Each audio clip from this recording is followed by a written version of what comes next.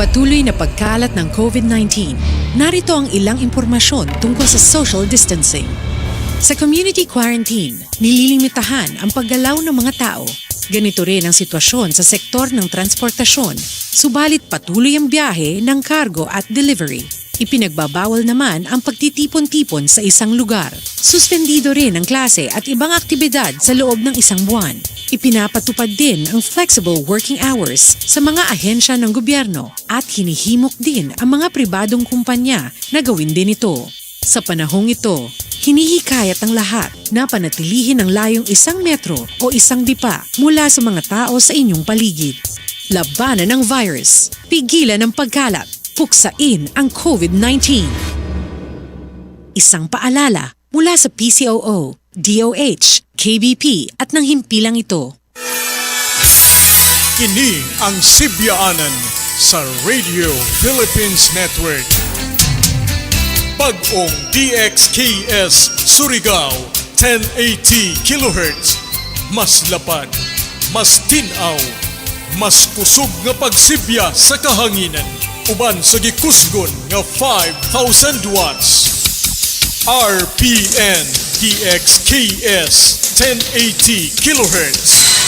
Kusog Surigao, ang istasyon nga naminaw kaninyo. Aking pagliligtas. Naway sabayan ninyo ako sa panalangin na ito. Panalangin laban sa Ambassador Jose Santiago Santa Romana ng Philippine Ambassador to China. At Department of Health Undersecretary Maria Rosario Vergere. Mga kasama rin natin sa paghatid ng mga balita, mga PTV correspondent mula sa iba't ibang probinsya at ang Philippine Broadcasting Service. Samantala, para naman po sa inyong mga katanungan, bari kayo mag-comment sa live streaming ng ating programa sa PTV Facebook page.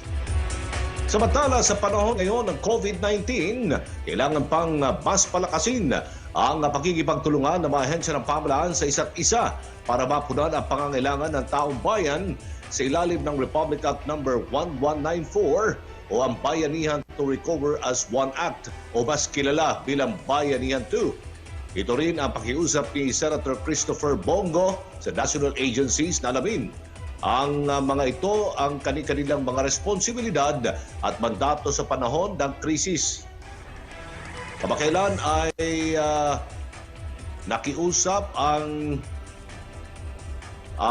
senador sa Department of Budget and Management o DBM na ibigay na sa mga ahensya ang budget na hindi pa nila nakukuha para mapabilis ang serbisyo sa mga tao. Pumayag naman si DBM Secretary Wendell Avisado at sinabing mayroon na siyang marching order sa DBM at may lalabas ng pondo within 24 hours basta't makapagpasa sila ng kaukulang requirements. Binigyan din ng senador na nakikita niya ang sitwasyon ng mga tao at totoong hindi madali ang pinagdaanan ng ilan dahil sa pandemyang ating nararanasan. Kaugnay nito ay nagkaroon ng sariling distribution of assistance ang opisina ng buting Senador Bongo sa mga nasunugan sa Cainta Rizal at Tondo, Maynila. Sa Barangay San Andres, Cainta, bukod sa tulong ni Senator Go, ay dumating din ang national agencies kay na DSWD at DTI para mamigay ng ayuda. Sa Barangay 210 Zone 9 sa Tondo, naroon din ang National Housing Authority para tulungan ang pamilyang nawalan ng tirahan. Hindi lang sa mga nasunugan kundi pati mga nasalanta ng baha ay binigyan din ng assistance ni Senator Go sa Lucena, Quezon. Kasama rin dyan ang mga biktima ng storm surge sa Sultan Kudarat sa Mindanao. Damahagi si Senator Go ng financial assistance, grocery packs, mga vitamina, face masks at face shields. Ilan sa mga biktima ng mga naturang trahedya ay nabigyan dyan ng tablets para sa online class ng kanilang mga anak at bisikleta para sa mga nahihirapang mag-commute papasok ng kanilang opisina. Alam mo, Aljo, talagang mahalaga ito lalo na sa panahon ng pandemya. Kailangan ay magbayanihan tayo. Opo, Usec, salamat naman at nagtutulong-tulong ang ahensya ng pamahalaan para matugunan ang pangangailangan ng ating mga kababayan. Ito ang isa pang istorya ng pagbabayanihan. Magkatuwang ang Department of Social Welfare and Development at Department of Trade and Industry sa pagbibigay dagdag na tulong at dagdag kapital sa mga nagnenegosyo. Kahapon sa Caloocan City, nagpadala ng financial assistance at food packs ang DSWD at livelihood assistance ang DTI sa 877 market vendors na may Paho Public Market at Larangay Public Market sa lungsod. Bukod sa ayuda ng gobyerno, may hiwalay din tulong na ipinabot si Senator Bongo sa mga market vendors na mahagi siya ng food packs at pinayuhan ng mga vendors na makipagtulungan sa gobyerno ngayong may COVID-19. Mahalagaan niya na gamitin ang ipinamigay na face mask at face shields at sumunod sa social distancing protocol, lalo na't marami ang mamimili sa mga palengke. Inalam din ng senador ang ilan sa mga hinaing na mga market vendors.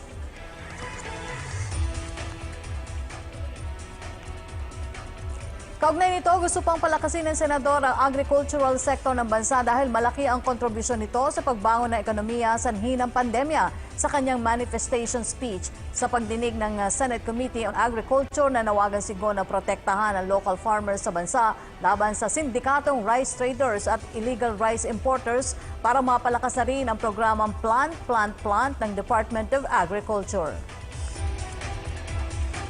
Nating hayaang tuluyang maghirap ang ating mga magsasaka. Unahin po natin ang kapakanan ng ating mga magsasaka. Particular na po ang pinakamahirap po sa kanila. Huwag po natin silang hayaang magutom. Kawawa po. Kita niyo po nagpapakainit po araw-araw po. Ang mga kababayan natin para lang po kumita. Bigyan po natin sila ang lahat ng mga kailangan nila para makabangon muli. Let us provide them with mechanisms that will secure their welfare and benefits. Usapin sa COVID-19 vaccine at sitwasyon ng ating mga kababayan sa China ang ating alamin kasama si Ambassador Jose Santiago Santa Romana, Philippine Ambassador to China. Magandang araw po, Ambassador. Magandang araw at Opo. Ambassador, una po sa lahat, kumusta po ang kalagayan ng ating mga kababayan na nandyan po sa China? sa kabuuan naman ay mahusay at hinggil sa COVID-19 pandemic situation dito sa China ay halos kontrolado na yung domestic local community transmission is basically down to zero. Ang problema lang talaga dito yung tinatawag na imported cases o yung mga Chinese citizens na galing sa labas na pagdating sa airport, pagkatapos mag-swab test ay lumalabas na meron ng dalang virus. Kasali na rin dyan ang mga dayuhan. No? Ngayon sa hanay ng mga Pinoy, yung mga dito nakatira at nagtatrabaho dito, sa ngayon ay mahusay ang kalagayan nila. Ang meron lang ilang kaso na nagkaroon, mga Filipino seamen na working on Chinese or foreign ships na nagdadock sa tapos pagkatapos ma-subject sa swab test ay merong ilan na nagtetest ng positive kaya sila ay dinalagay kaagad sa quarantine at dinadala sa ospital. As of now, though the situation is quite good, naka-recover na ang halos lahat or karamihan sa kanila. So overall, mahusay ang sitwasyon naman ng mga Pinoy dito sa China. And I'll explain in a while kung ano ang ilang problema meron pa. Opo, Ambassador, sa ngayon po may mga kababayan pa rin po ba tayong humihingi ng repatriation assistance sa ating embahada? Yes. Yun ang gusto ko nga ipaliwanag eh. Ngayon, karamihan ng humihingi ng repatriation flight ay itong mga Filipino seamen na stranded dito. Ibig sabihin, they're working on Chinese ships or foreign ships, pero nagkaroon ng economic problems or financial problems yung kumpanya. Kaya nandun lang sila sa laot. I mean, they're off the ports of China kasi nag-iingat ang China na against imported cases at saka ang patakaran dito ay huwag pababain sa barko yung mga naghihintay ng mga dayuhang seaman. So, in case of this Filipino seaman, they want, since waiting, some of them have been waiting for days, for weeks, and so they want to disembark, and they've been asking for help to be repatriated back. Kasi either tapos na yung kontrata nila or hindi na, wala na trabaho. Kaya yun ang pinaghahandaan namin. All the diplomatic, the consulates around China are preparing for a repatriation flight that is being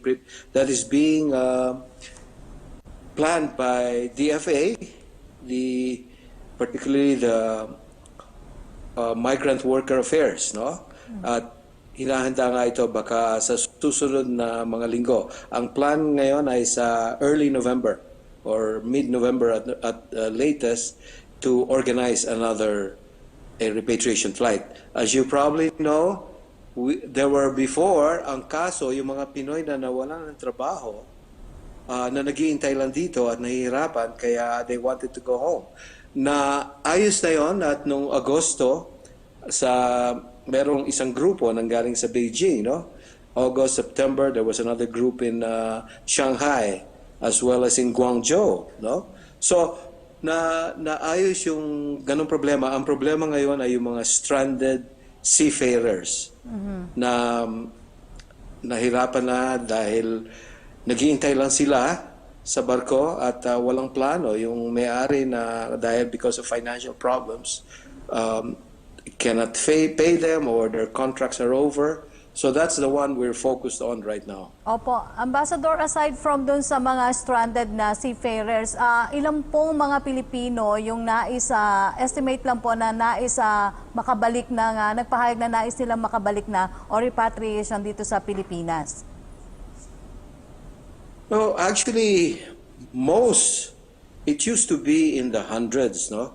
But most of them have gone home. Ang natitira na lang ngayon, I think, is less than 100 or a little more, no? Pero one flight will be able will suffice for now, one repatriation flight, and we hope this will be it.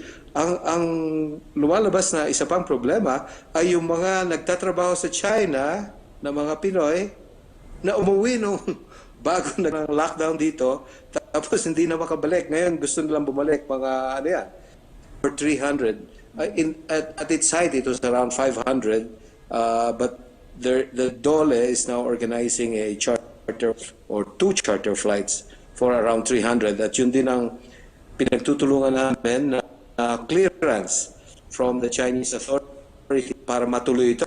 Kung matuloy ito, baka sa linggong ito or sa susunod na linggo, magawa na ito. No? Ang plan nga ay we're really trying hard to get the clearance for this repatriation. So dalawang klaseng problema. Isa yung repatriation mula dito, mga stranded seafarers, pauwi. At meron din mga stranded Pinoys na nagtatrabaho dito pero nasa Pilipinas na hindi makabalik dahil halos walang airline na no flights available, or kung meron man county lang at mahal pa ang ticket, no? One-way ticket, 100 pesos. Looking for low cost or the usual airline flight. Kaya tinutulungan din ng gobyerno, particularly yung DOLE at saka DFA, para maka-charter ng flight para makabalik sila at makatrabaho ulit. Opo, Ambassador, pero kumusta na po naman ang status sa development naman po ng bawat vaccines na pinag-aaralan ng China, at ano-ano po ba yung uri ng COVID-19 vaccines yun daw pong posibleng maaprubahan na for distribution? Okay, the Chinese authorities announced this week that they are close to the regulatory approval for general use of Chinese, no?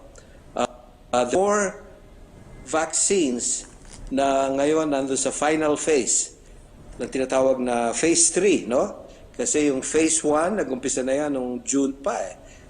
It started with several dozen volunteers. Phase 2, several hundreds. Ngayon they are in phase 3, the final phase. one vaccine, over 60,000 yung kanilang volunteers. Another vaccine, they're talking of 50,000. Kaya one Chinese official has, during the press conference, actually announced that perhaps as early as next month, coming soon, in November, there could be the regulatory approval, or the Chinese FDA would announce which of the four, or all of the four, whichever, they're now being evaluated kung pwede na for general use. So that is what we're waiting for. Now, the Chinese pharmaceutical companies are already producing, of course, these vaccines on a limited scale.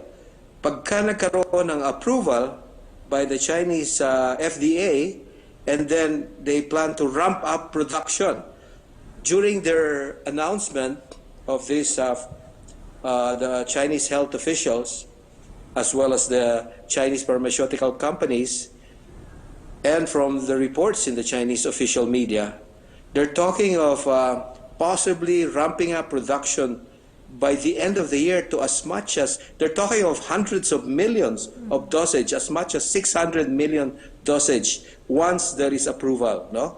And after approval next year, they're talking of as much as 1 billion dosages, no, of this vaccine. So we'll know soon. Kasi ini-evaluate yung data at yung results ng phase 3, the final phase. Far, the initial report, according to these Chinese officials, walang adverse reaction sa clinical trials, not this. So the prospects are quite bright. And the question now, of course, is, the Philippines is one of the countries for China, no, in terms of the distribution and deployment of the vaccines. Of course, madami pang pag-uusap dyan. What our embassy is doing is facilitating the communication between, of course, DFA and then the lead agencies of vaccine, no? DOST, DOH, at saka, of course, DBA, no, in terms of procurement. So we're facilitating the communication, but there's still a lot of contacts, of exchanges that have to be made. We're in the initial or the preliminary stage. So right now, the important thing is to wait for the final announcement by the Chinese of which vaccines are going to be approved. And then when they start the production, when they're ready for distribution, then there are obviously more diplomatic talks that will have to be conducted. So yun ang outlook as of now. No? Opo. Ambassador, may pinadala pong tanong ating mga kasamahan sa media, if I may, Ambassador. Tanong po mula kay Yes, sure. Thank you, Ambassador. Mula po kay Athena Imperial ng GMA News. Ang tanong po niya, may chance po ba na magdagsaan ng turista sa China for a chance to get experimental vaccine shot? Sorry, magdagsaan ng Chinese tourists Ang mga turista po get pupunta sa experimental China. shots? Opo. Para daw po magkaroon ng chance. Well, Yung mga turista po na pupunta... bumalik ang tourism sa Pilipinas, ganun ba? Hindi po. Yung pupunta po sa China, magtuturi sa papuntang China. I see. Okay. First of all, the Chinese are not encouraging international tourism at the moment kasi nga ang malaking nila, nakatutok sila sa international arrivals kasi halos zero na community transmission dito. Kaya hindi pa bukas ang pintuan ng China for tour. Fortunately, you cannot join the tour and come here and get a vaccine, no? However, neither the Chinese government recently just announced sarado din, no? They won't allow their Chinese tourists to go abroad right now kasi tuloy pa rin yung global pandemic. Bumabas yung mga Chinese tourists tapos ma-infect at dalhin nila dito yung virus. Ito na naman ang problema. Kaya they're trying to, the doors are closed for tourism, both from outside as well as for Chinese tourists going abroad. Very ang pinapayagang lumabas. But domestic tourism in China is booming. They just had their national holidays, yung national day nila, yung tinatawag na Golden Week, isang linggo yan. And in this case, it was 8 days kasi meron pa isang China festival na dinagda. The reports were 600 million Chinese were traveling within the country.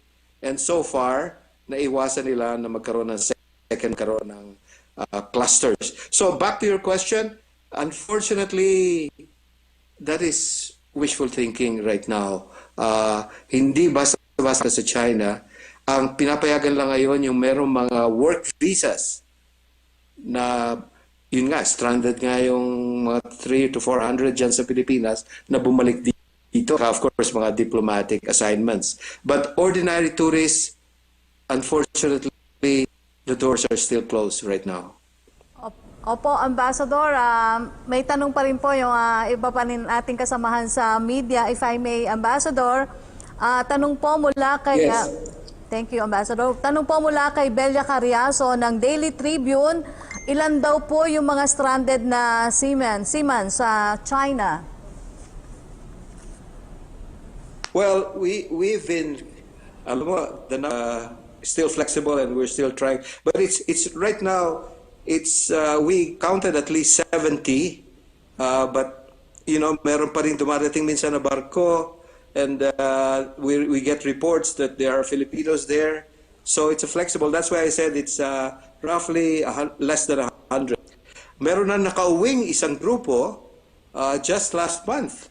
And in the case of some of the seafarers, they were waiting for several months off the coast of southern China because ang policy ng China noon was not to allow yung mga seafarers to get down, to disembark from their boats because pinag-iingatan nila yung tinatawag na imported cases. So pumayag rin on an emergency basis, nakababa yung mga seafarers na yun na nagsuot ng PPE at saka of course nag-swab test and then diretso sa aeroplano and then papauwi sa Pilipinas. And some of the others, some of the shipping companies were able to put them together in one boat tapos hinatid sa port sa Manila. So there have been cases already. The only ones remaining are now several dozens, no? And that's what we're preparing for. But we're prepared for roughly 100 or so. We'll see if it will grow further. Pero one repatriation flight should do it. Po, Ambassador, last question na lang daw po. Gaano daw po karami, in case lang po, na vaccine ay papamahagi at kung libre daw po itong ibibigay sa Pilipinas ng China? We're not there yet. Hindi pa malinaw yung kasagutan dyan. Pag-uusapan pa yan. Pero the Chinese have put us on a priority basis. And I think kasali dyan yung mga ASEAN countries. And I think the Chinese, it certainly will not be for for profit. At most, it will be at cost. Pero on exactly the price and all that, it's still subject to negotiations and more talks. So stay tuned. Okay. Ambassador, kunin ko na lamang po ang inyong mensahe sa ating mga kababayan, lalong-lalo na po yung ating mga kababayan na naandyan sa China. Well, so sa mga nandito sa China, we have asked them, if they have any problems, keep in touch with the nearest consulate or with the Philippine Embassy. Malaki in China, kaya we have several, the Philippine Embassy in Beijing basically takes care of northern China, pero ranging Tibet and Sichuan in the west to Shandong and the north and Liaoning in the north, or Jilin. So, how yan sa embassy? Then there's the consulate in Shanghai, the pair of those in eastern China. Meron tayong consulate sa Xiamen, meron din tayong consulate sa southwest China, sa Chongqing. We asked the Filipino in China to contact the nearest, keep in touch with the nearest consulate if you have any problems. As for the seafarers, or kung sino yung nasa barko na dumating sa China, hindi pa namin alam, feel free to contact us right away. We have both online or through cell phone or direct to the nearest, and we'll provide assistance. Of course, the Chinese have been very helpful, the Chinese authorities. Gusto ko lang iliwanag uli na mahusay naman ang kondisyon ng mga Pilipino dito. Ang problema lang nga ay madaming nagtatrabaho dito pero hindi makauwi, no? Dahil kulang ang flights or mahal ang tickets, and because yung mga protocol, quarantine protocol on both sides, no? Kung umuwi ka, 2 weeks sa Pilipinas, quarantine. Pagbalik mo dito, 2 weeks ka rin quarantine. So halos isang buwan ka agad, maubos. So yun lang, iniintay namin sanang mahusay ang kondisyon sa China in terms of the pandemic, pero inintay namin humusay din sa Pilipinas at sa ibang bansa para noon unti-unti maka-achieve ng normality. Dito sa China mismo, I think the Filipinos are actually in a safe condition. They can now move around. Of course, they still have to observe the basics, no? Wear the mask, social distancing, hygiene. So ang overall message ko lang sa mga Filipinos dito, mag-ingat pa rin.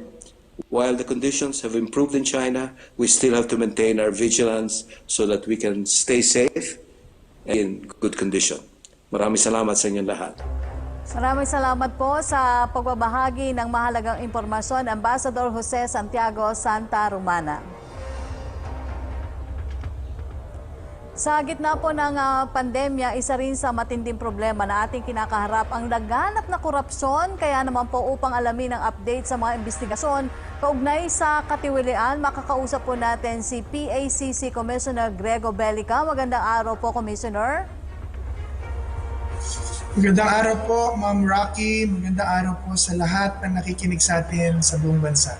Opo, Commissioner, unahin na po muna natin yung mga katanungan ng kasamahan natin sa media. Basahin ko lang po, tanong mula kay Laila Salaveria na Inquirer. Representative Mike Defensor said Commissioner Bellica should reveal the names of congressmen allegedly involved in DPWH corruption instead of making blanket accusations that are unfair to the lawmakers. What can you say about Defensor's statement? Tama ho yung sinasabi ni si Congressman Mike Defensor na hindi po lahat ng congressman involved sa korupsyon. Pero hindi lahat malinis. Ito po ay based doon sa mga investigations namin.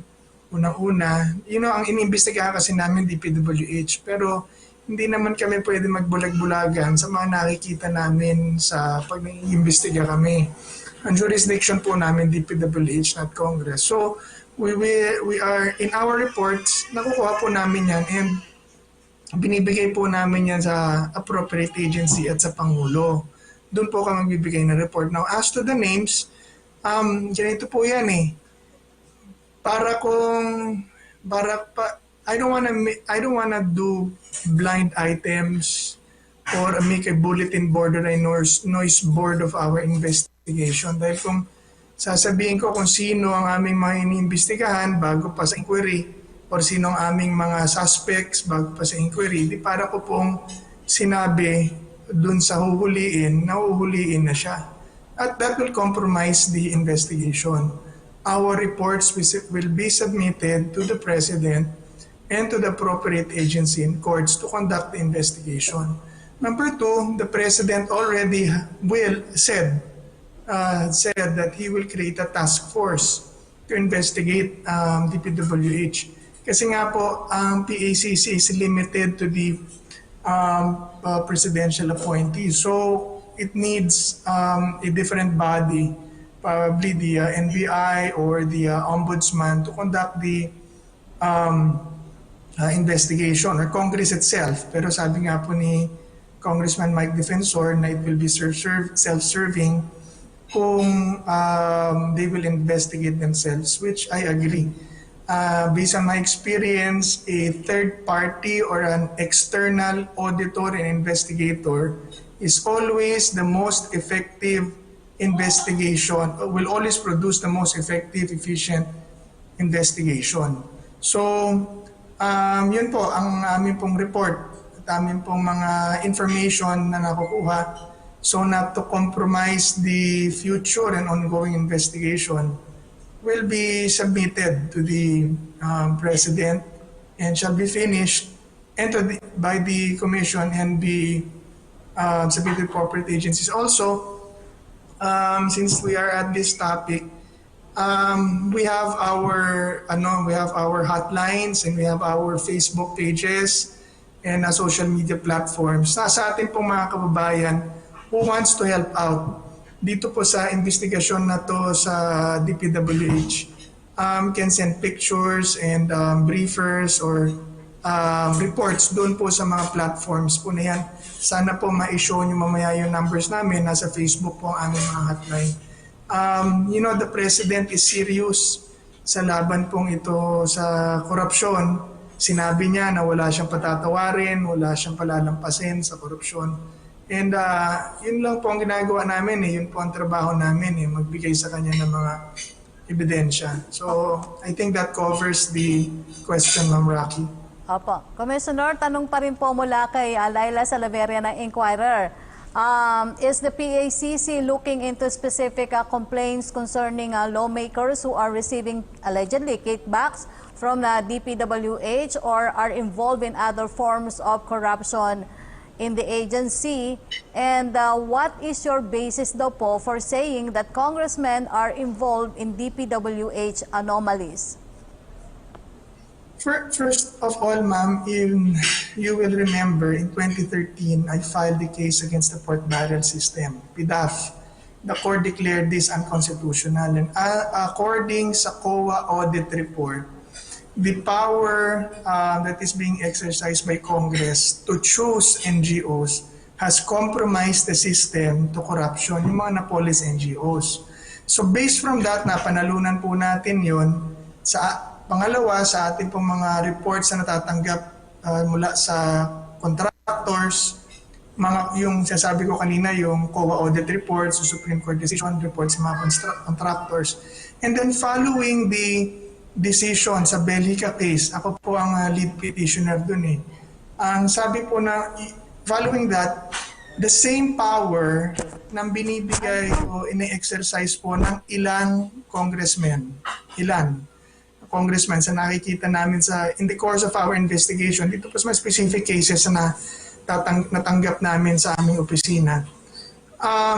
Yung kapangyarihan nila to influence the choice of district engineers and to influence the choice of contractors compromises the whole system to corruption. Kasi because of that power, sila ang may kapangyarihan o nai-assert nila yung pagpili kung sino ang district engineer na ilalagay sa kanilang distrito, kung sino contractor ang dapat manalo or favored contractor, nagiging beholden po sa kanila ang mga taong ito. And that exposes the system to corruption. Ang amin pong nakikita na dapat gawin ay palakasin ang kapangyarihan ng Secretary of Department of Public Works and Highway na talagang siya lang at walang pwedeng makapag-i-impluwensya sa kanya sa pagpili ng district engineers. Dahil sa ganitong paraan po, walang katatakutan na iba ang mga district engineers maliban sa kanya. Although nagre-recommend, again I say, na yung power to influence. Kailangan, pagka yung district engineer inilagay dyan, kanya talaga yan. Para pag inimbestigahan yan, walang ibang sisisihin maliban sa kanya. So, yun po yung sasabi ko, yung similarly, dun sa findings namin or sa findings ng COA, doon sa case na inilatag namin sa Supreme Court, yun din po ay parang phase 2. Phase 1, we won that, yung pagpili ng NGOs ng mga legislator, mali, sinabi na ho ng Supreme Court yan.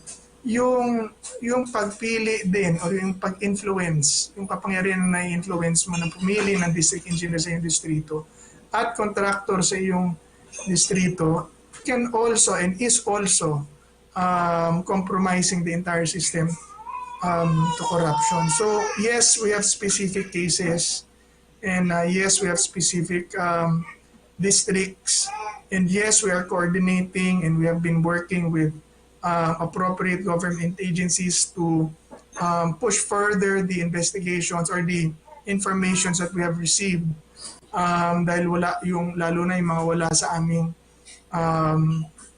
jurisdiction. And lastly, gusto ko lang ho ipaalala, sir, ma'am, at saka sa lahat po na nanonood, na noong 2018 pa lang po, 2 na pong district engineer ang napatanggal namin. Ito po ay in-expose namin, nahulian po namin yan ng videos, mga tauhan po namin, na yung isa, 4 na milyong piso cash ang dinala ron sa opisina ng isang district engineer at inilatag sa mesa dahil yun ang para makuha niya, masigurado na makukuha niya yung proyekto.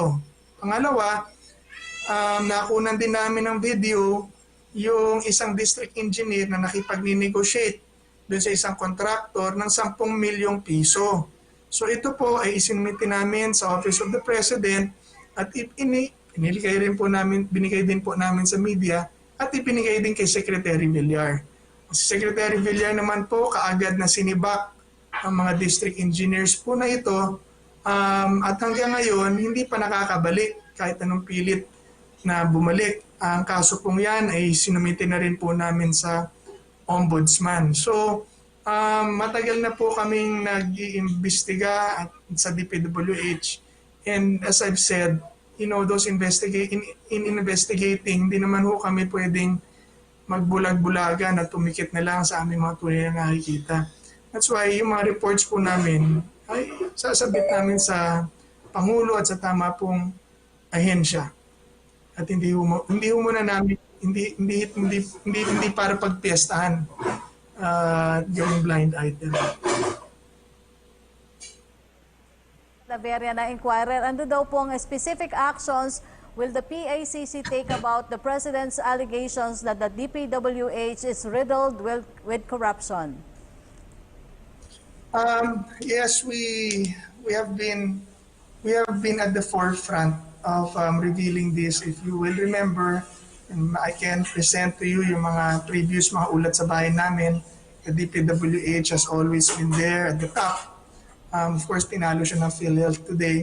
Kasi nga, talaga namang alam ng lahat na mahirap. Ang dami-dami ho kasi nila 250 districts, tapos iba-iba ho ang kausap. So, mahirap i-monitor. So, ano po mga specific cases? By next week, meron po kaming, the President has been talking about the DPWH, I think, for almost 2 weeks. So last week, nag-usap po kami sa commission at sabi ko nga probably we should submit our report and recommendation already to the Office of the President. Pwede ba tayong mag-hold ng special en banc session next week? Dahil po yung, as far as I'm concerned, at my level as a commissioner, natapos ko na po yung fact-finding dun sa isang specific case sa DPWH and DNR. Nagtatawiran po yan So, ipinasa, after my inquiries, pinasa ko na po sa commission for formal investigation. So, sa akin, tapos na yan, ironclad na yan So, yun nga po, sabi ko baka pwedeng tingnan na natin kung sana yung kasong yan as to the part of the commission. At kung matapos na natin at tapos na po, sabi nga ang huli kong balita kahapon, sir, pwede na natin i-agenda next week. So pag-uusapan na po namin yan sa commission kung ano ang aming i-recommenda sa Pangulo. So ito po ang initial na i-aabot namin sa Office of the President para pagdesisyonan ng Pangulo. Yan lang naman po ang trabaho namin and the decision will always be with the President. Commissioner, magandang tanghali. This is Aljo Bendijo. Pag-usapan po natin yung mga katiwalian naman sa nagyaring pamamahagi o distribution ng Social Amelioration Program, SAP, o SAP. Gaano po karami ang nakasuhan na Sa ngayon, marami pa rin po bang mga opisyal mula sa mga local government units ang inirereklamo dahil sa katiwalian? As far as our records are concerned, I passed it to John kanina po para makita nyo. We received 7,000 reports and complaints doon po sa SAP amelioration. Ito po ay in-endorse na namin for investigation and for appropriate action sa DILG at sa DSWD. Ayan po, 7,601 SAP complaints, doon lang po yan for this year. So, meron na ang kaso po ay ang DILG po ang nag-file. Tumulong lang po kami sa pag-gather ng reports at facts sa kanila na ginagawa rin po namin up to now. Opo. This number to me is a lot, but I've also checked the numbers of beneficiaries ng SAP, which amounts into millions. And I think yung second tranche improved or is better than the first tranche dahil as to systems that were used. However, hindi naman perfect. Pero pagbigay alam niyo lang po sa amin para makatulong kami at ito po every time na binibigay po namin yan sa DSWD at sa DILG, nakakatanggap naman po kaagad talaga. It's just sinusort out lang talaga kasi minsan wala sa record, yung mga ganun po ba. And I understand, nakakainis if you feel that pagka ikaw yung naandun. Pero yan po ang numbers namin. Opo. Ano po ang ginagawang hakbang naman ng inyo pong ahensya, BACC Commissioner, para masiguro na wala pong korupsyon or corruption-free, ligtas sa korupsyon, ang 2021 National? Opo, we are looking into it, sir. Ang problema po kasi, ang limitation po ng aming ahensya is to investigate presidential appointees. However, because of the decision we won in the Supreme Court, yung the Belgica ruling against the pork barrel system and PDAF, we continue to remind our lawmakers, both the Congress and Senate, of the decision na bawal ang pork barrel system. Ibig sabihin po ito, yung mga lump sum and discretionary funds given to legislators and nang walang detalye and to other offices na hindi nakadetalye, hindi naka-itemize, ay pinagbabawal. Pangalawa, yung pakikialam po ng mga legislators sa implementation ng budget after passing the budget ay pinagbabawal din po. At ay sinabi ng Supreme Court na illegal. So andun po yung binabanggit kong posibleng pinanggagalingan ng korupsyon. Dito naman sa mga distrito or sa mga infrastructure project. Ulitin ko lang sir, mabilis lang, noong una sa Belgica ruling, sa PDAF case, sabi ng Supreme Court, yung pakikialam dun sa NGOs, pagpili ng NGOs, ang nag-i-expose sa system ng corruption. Yun po yung Janet Napoles cases. And ito naman po is the same, yung pakikialam naman po sa district engineer, yung nga po kanina sinasabi ko, sa mga contractors, yung pagpili nila at kung sino sila, ay again, nagiging source sa amin pong nakikita ng posibleng mga corrupt activities naman nangyayari. Kaya nakakita tayo ng, and you know, one thing sir, hindi naman sa, wala nang bulahan, ano? This is an open secret naman eh. Maraming nagsasalita dyan ng mga contractors, mga media, alam po yan. Issue yan. Kaya tama rin yung sinabi ni Senator Lacson na the real challenge is to bring out the evidence.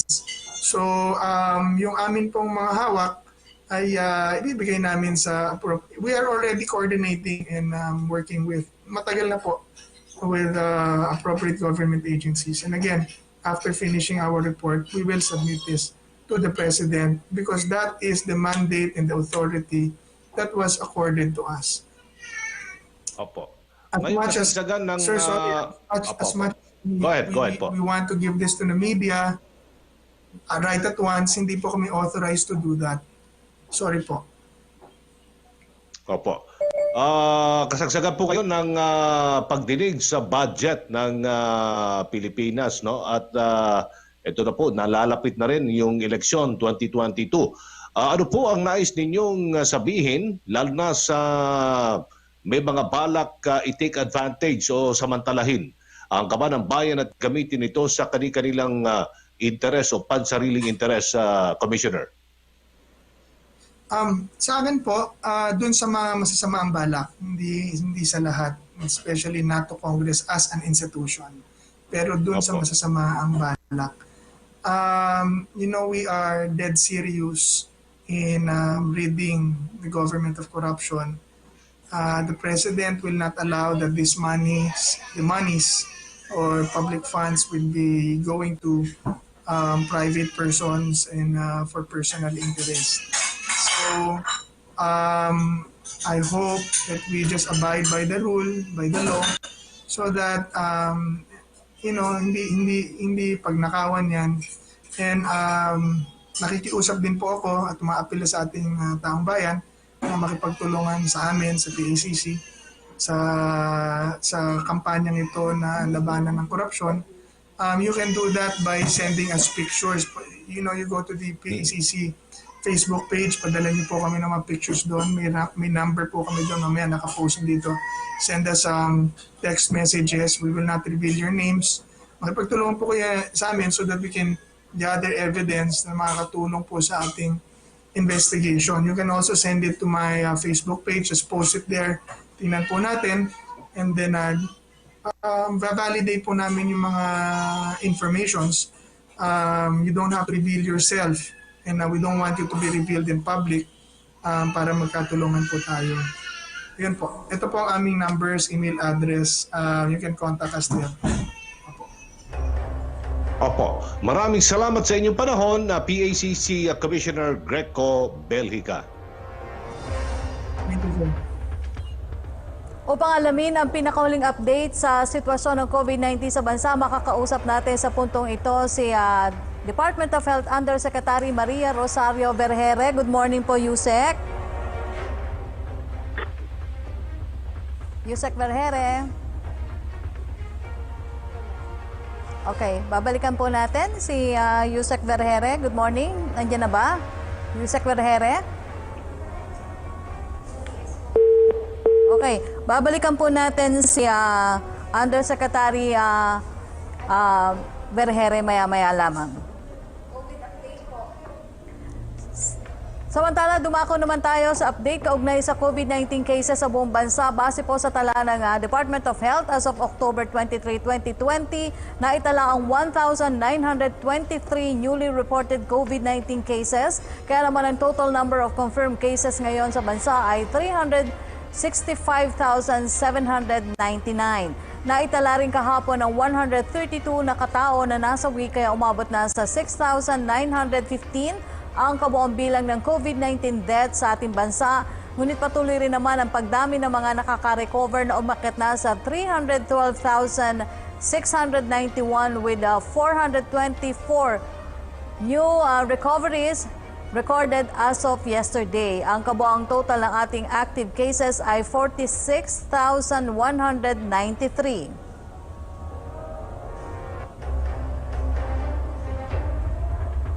COVID-19 ay maaari nyo pong i-dial ang ating pong mga telepono. Ang number 02894-COVID o kaya 02894-26843. Para naman sa mga PLDT Smart, Sun at TNT subscribers, i-dial po ang mga numerong 1555. Patuloy rin kayo makimalita sa mga pinagkakatiwalaang sources ng impormasyon tungkol sa COVID-19. Maaari nyo pong bisitahin ang covid19.gov.ph. Samantala, upang bigyan daan ang hatid tulong program na layong mapauwi ang mga na-stranded sa Maynila dahil sa umiiral na community quarantine, ay pansamantala muna ipinagpaliban ang Balik Probinsya Bagong Pag-asa program. Para sa iba pang detalye, panoorin po natin ito.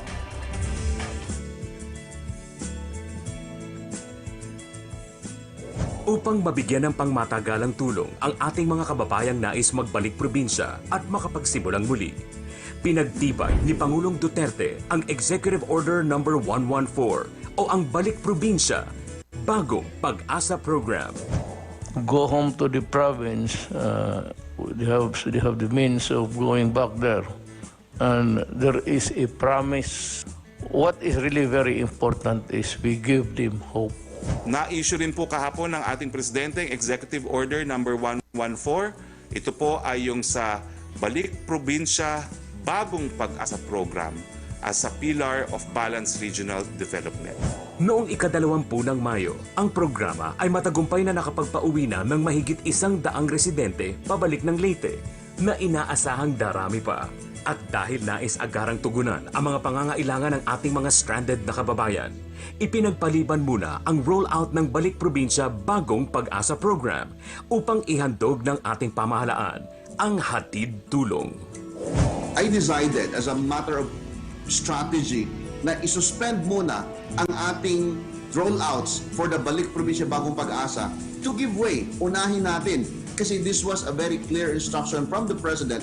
Unahin, pauwiin na ang ating mga kababayan na stranded dito sa Maynila. And then, pagdating ng panahon na tapos na itong mga problema ng stranded, the Balik Probinsya will now take the second phase already in the succeeding rollouts and simultaneous rollouts to all of the provinces of their choice. Pilipino to kababayan natin. Tanggapin ninyo and provide for sequestration houses if you want. Yung doon sila i-quarantine. Pero hati-hati tayo sa problema. Total, hindi naman kami nagkulang. Whatever you need, we provide. Kawawa naman. Tulungan ninyo yung mga Pilipino.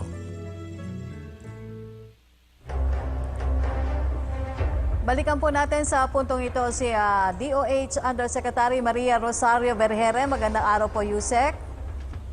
Good morning po, Usec Rafi. Opo. Usec, bigyan daan po muna natin ang tanong na ating kasamahan sa media mula po kay Athena Imperial ng GMA News. Ano na daw po ang update sa COVID-19 vaccine? Hanggang sa ngayon, patuloy po tayo nakikipag-usap sa iba't ibang mga manufacturers at saka mga bilateral partners para po atin pong mai-push forward itong pong ating kagustuhan na magkaroon ng bakuna. So meron ho tayo ngayong 3 na manufacturers na nakapag-apply na po dito sa ating regulatory process. Yan po yung ating yun pong bakuna na Gamaleya, yun pong Sinovac at saka po yung sa Janssen. Ito pong 3 bakuna na ito ay nag-undergo ng mga evaluations at saka mga proseso na ginagawa natin for regulation. Opo. Yun pong Sinovac, yan po yung nasa medyo advanced stage na sa ethics review na po siya ngayon. Opo. Usec, mula pa rin po kay Athena Imperial, kaugnay naman po sa mga cold storage facilities. May audit na po ba ng cold storage facilities ang government?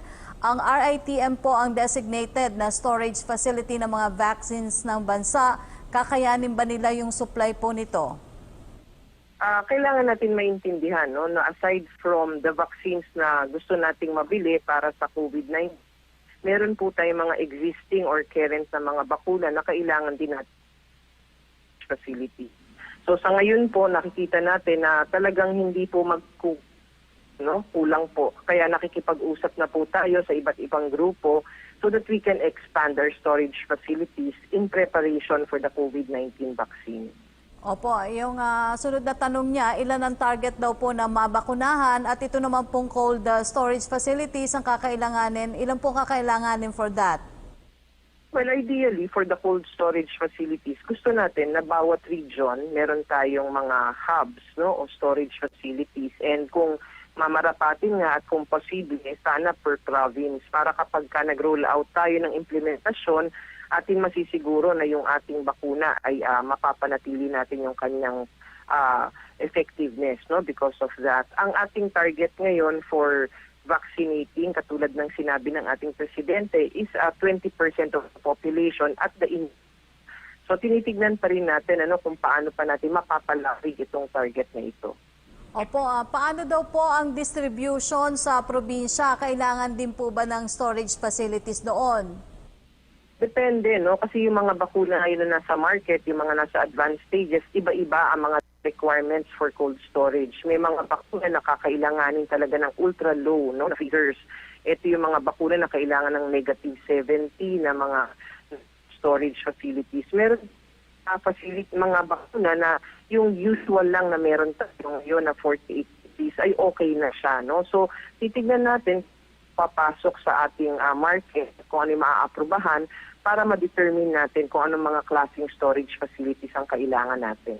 Opo, according daw po sa paper ng The Journal Dental Research, sinasabi po na antiviral mouthwash could help curb coronavirus transmission.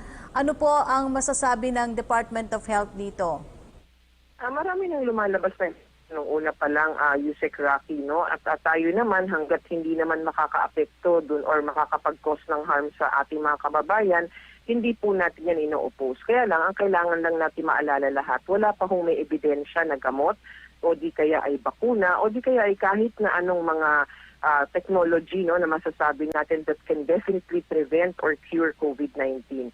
So kung gumagamit tayo niyan at ito naman ay nakakabuti sa ating pakiramdam, okay lang po, pero kailangan alalahanin pa rin na hindi tayo pwede maging complacent because we are using that. Okay. Tanong pa rin po mula kay Athena Imperial ng GMA News, 25 of 126 hospitals in Metro are under danger zone. Ano-ano pong mga ospital na ito at paano po natutugunan ng Department of Health ang problema ng mga ospital natin? Pag tinignan ho natin, Usec Rocky, no, for these past weeks, nakikita natin na yung utilization natin ng critical care for COVID-19 ay bumababa na talaga. So makikita ho natin na meron lang pailan-ilan na mga areas dito sa ating bansa na nagkakaroon talaga ng mga additional cases at kaya po nagkakaroon din ng parang danger zone doon sa kanilang utilization kasi kakaunti lang po ang ospital doon sa area o di kaya kakaunti lang ang allocated for COVID-19.